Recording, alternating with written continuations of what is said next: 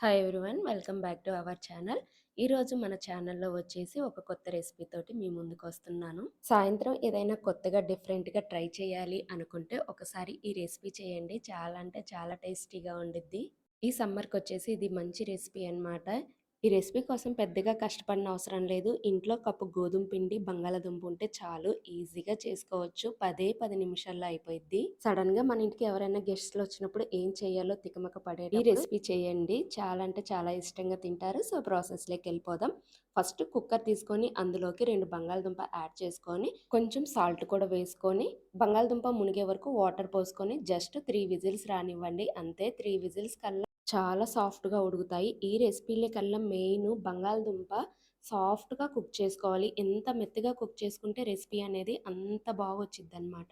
So, ఇప్పుడు బంగాళదుంప తీసి పక్కన పెట్టేసుకోండి. ఈలోపు ఏంటంటే ఒక ప్లేట్ తీసుకొని అందులోకి కప్పున్నర గోధుమ పిండి యాడ్ చేసుకొని, అందులోకి టేస్ట్‌కి తగ్గట్టు సాల్టు, 1 స్పూను నెయ్యి కానీ లేదంటే నూనె కానీ యాడ్ చేసుకొని చేత్తోటి మొత్తం పిండి మొత్తాన్ని కలుపుకొని ఇప్పుడు కొంచెం కొంచెంగా వాటర్ పోసుకుంటూ చపాతీ పిండిలాగా కలుపుకోవాలి. చపాతీ పిండి అంటే కొంచెం సాఫ్ట్‌గా కలుపుకుంటాం కదా! ఇదేంటంటే కొంచెం పూరి పిండిలాగా కలుపుకోవాలనమాట.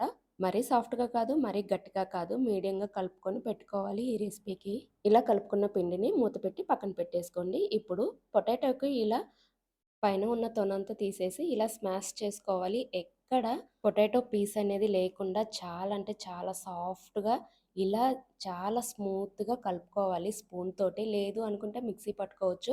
మిక్సీ కూడా అవసరం లేదు. జస్ట్ స్పూన్‌తో ఇలా ప్రెస్ చేయగానే మనకి పేస్ట్‌లా అయిపోయిద్దనమాట. ఇలా పేస్ట్ చేసుకొని పక్కన పెట్టేసుకోండి. నెక్స్ట్ ఒక కడాయి తీసుకొని అందులోకి 1 స్పూన్ ఆయిల్ యాడ్ చేసుకొని, ఎక్కువ అవసరం లేదు, 1 స్పూన్ సరిపోయిద్ది. ఇప్పుడు కొంచెం జీలకర్ర వేసుకొని, జీలకర్ర బాగా మంచిగా ఫ్రై అవ్వాలి. అప్పుడు స్మాష్ చేసుకున్న పొటాటో పేస్ట్ మొత్తాన్ని వేసుకోవాలి. దీంట్లో ఇంక మనం ఏం యాడ్ చేయము.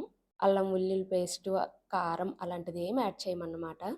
పొటాటో పేస్ట్ అంతా ఆయిల్‌లో బాగా కలుపుకున్న తర్వాత ఇప్పుడు కొంచెం సాల్టు, కొంచెం పసుపు యాడ్ చేసుకొని ఈ బంగాళదుంప పేస్ట్ మొత్తం ఒకసారి మళ్ళీ మంచిగా కలుపుకోండి. ఇలా కలుపుకున్న తర్వాత ఫైనల్‌గా మనం garam masala half table spoon కానీ, పావు టేబుల్ స్పూన్ కానీ ఏసుకోవాలి. ఎక్కువ కూడా అవసరం లేదు. జస్ట్ కొంచెం వేసుకుంటున్నాము. అది కూడా ఫ్లేవర్ కోసమే. లేదు అనుకుంటే స్కిప్ చేసుకోవచ్చు. ఇంకా ఇందులోకి కొత్తిమీర కానీ, ఆనియన్స్ కానీ, కరివేపాకు కానీ ఏమి యాడ్ చేయము. ఇలా కలుపుకున్న తర్వాత స్టవ్ ఆఫ్ చేసి పక్కన పెట్టుకోండి. ఇప్పుడు మనము చపాతీని రెడీ చేసుకోవాలి. పొడిపిండి చల్లుకోండి. లేదంటే ఆయిల్ కూడా యూజ్ చేయొచ్చు. బట్ నేనైతే పొడిపిండి చల్లుతున్నాను. ఇది చపాతీ ఎలా ఉండాలంటే మరీ పలచగా ఉండకూడదు. కొంచెం మందంగానే చేసుకోండి. ఇక్కడ నేను కలుపుకున్న పిండికైతే 2 చపాతీలొచ్చాయన్నమాట. సో, ఇలా చపాతీ మొత్తం రోల్ చేసుకున్న తర్వాత ఇందాక మనం పేస్ట్ చేసి పెట్టుకున్నాం గదా! Potato paste. సో, దాన్ని ఈ చపాతీ మొత్తానికి స్ప్రెడ్ చేయాలి. ఎక్కడ గ్యాప్ అనేది లేకుండా చేత్తో కానీ, లేదంటే ఇలా స్పూన్‌తో కానీ మీకు ఎలా వీలుంటే అలా ఇలా మొత్తం చపాతీ మొత్తాన్ని స్ప్రెడ్ చేసుకోండి. ఎక్కడ గ్యాప్ అనేది లేకుండా స్ప్రెడ్ చేసుకున్న తర్వాత నేనిక్కడ చూపిస్తున్నట్టు స్లోగా ఫోల్డ్ చేసేసుకోండి. త్వరగా అయిపోవాలి అని గబగబా ఇలా ఫోల్డ్ చేసుకోకండి. ఎందుకంటే చపాతీ అనేది ఎక్కడన్నా హోల్స్ పడే ఛాన్స్ ఉంది. అందుకని నిదానంగా చూపిస్తున్నట్టు మధ్య మధ్యలో ఇలా ఎయిర్ బబుల్స్ లేకుండా మొత్తాన్ని ఇలా రోల్ చేసుకొని గట్టిగా ప్రెస్ చేయకండి. జస్ట్ ఊరక అలా ప్రెస్ చేసి ఒక నెయ్యి రాసుకున్న ప్లేట్‌లోకి ట్రాన్స్‌ఫర్ చేసేసుకోండి. ఇంకా అన్నీ ఇదే ప్రాసెస్ అనమాట. సేమ్ ప్రాసెస్‌లో ఇలా ఫోల్డ్ చేసుకున్న తర్వాత ఇలా ప్లేట్‌లోకి తీసుకొని దీన్ని ఆవిరి మీద ఉడికిచ్చాలనమాట. సో, లేదనుకుంటే ఆవిరి మీద కాకుండా బేక్ అయినా చేసుకోవచ్చు. ఒక 10 మినిట్స్ బేక్ చేసుకోండి. నేనైతే వాటర్ తీసుకొని ఆవిరి పట్టిచ్చాను. ఆవిరి పట్టించిన తర్వాత ఒక 10 మినిట్స్ వదిలేసేయండి. వదిలేసిన తర్వాత ఇలా బాగా ఆరిపోతాయన్నమాట. ఇప్పుడు మీకు నచ్చిన చిన్న చిన్న సైజుగా ఇలా కట్ చేసేసుకోండి. మీకు ఏ సైజులో కావాలంటే ఆ సైజులో కట్ చేసుకోండి. నేనైతే ఈ సైజులో ఇలా మీడియంగా కట్ చేసుకున్నాను. మీకు కావాలంటే ఇంకొంచెం చిన్నగా కూడా కట్ చేసుకోవచ్చనమాట పీసెసు. సో, మొత్తాన్ని ఇలా కట్ చేసుకొని పక్కన పెట్టేసుకోండి. వేరే ప్లేట్‌లోకి తీసుకొని, నెక్స్ట్ ఒక బౌల్ తీసుకొని అందులోకి సన్నగా కట్ చేసుకున్న కొత్తిమీర యాడ్ చేసుకొని, 1 స్పూన్ కార్న్ ఫ్లోర్, 1 స్పూన్ మైదా 2 ఒకేసారి తీసుకుంటున్నాను నేను. 2, 1 స్పూన్ తీసుకొని హాఫ్ కప్పు వాటర్ కూడా యాడ్ చేసుకొని, ఎక్కడ ఉండలు లేకుండా ఇలా వాటర్‌ని కలిపి పక్కన పెట్టేసుకోండి. మీకు నచ్చితే ఇందులో నువ్వులు కూడా యాడ్ చేసుకోవచ్చు. నువ్వులిష్టం లేదు అనుకుంటే జీలకర్ర కూడా యాడ్ చేసుకోవచ్చనమాట. బట్ నేనైతే మర్చిపోయాను.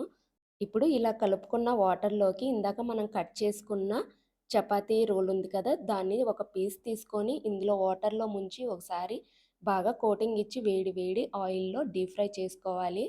ఇలా మంచిగా ఈ కలర్‌లోకొచ్చేలాగా ఎర్రగా డీప్ ఫ్రై చేసుకోవాలి. త్వరగా కుక్ అవుతాయి కదా అని హై ఫ్లేమ్‌లో పెట్టకండి. లోపల మనము పొటాటోది కూడా పెట్టాం కాబట్టి స్టఫింగు, పొటాటో కూడా మంచిగా ఫ్రై అవ్వాలి కాబట్టి లో ఫ్లేమ్‌లోనే మంచిగా ఈ కలర్ వచ్చే వరకు కుక్ చేసుకోవాలి. అప్పుడే టేస్ట్ అనేది చాలా బావుండిద్ది. ఫైనల్‌గా ఆయిల్‌లో నుంచి తీసి ఇలా ప్లేట్‌లోకి సర్వ్ చేసుకొని తినేయడమే. చాలా అంటే చాలా టేస్టీగా ఉంటాయి. ఇవి వేడి వేడిగా కన్నా చల్లారినప్పుడైతే ఇంకా టేస్టీగా ఉంటాయి. పెద్దవాళ్ళైతే ఇలానే తినేయొచ్చు. పిల్లలకైతే దీంట్లో కెచప్ ఏసి ఇవ్వండి. చాలా ఇష్టంగా తింటారు. ఇంట్లో ఒక్కసారి ఈ రెసిపీ చేశామంటే ఇంక బయట ఫుడ్ అయితే పిల్లలు అస్సలు అడగరు. సమోసా, బోండా ఇలాంటివేమి. ఈ రెసిపీని ఈ సమ్మర్‌లో హ్యాపీగా చేసుకోవచ్చు. ఎందుకంటే దీంట్లో మనం ఎలాంటి మసాలా యూజ్ చేయలేదు. పిల్లలైనా, పెద్దలైనా హ్యాపీగా తినొచ్చు. సో, మీకోటి చూపిస్తాను. చూడండి అసలు లేయర్ లేయర్‌గా అసలు భలే ఉండిద్ది. ఒకసారి ట్రై చేయండి. ఎలా వచ్చిందో మీ ఫీడ్‌బ్యాక్ నాకు కింద కామెంట్ చేయండి. కొత్తగా వీడియో చూసే వాళ్ళైతే మన ఛానల్‌ని సబ్స్క్రైబ్ చేసుకొని ఫాలో అయిపోండి.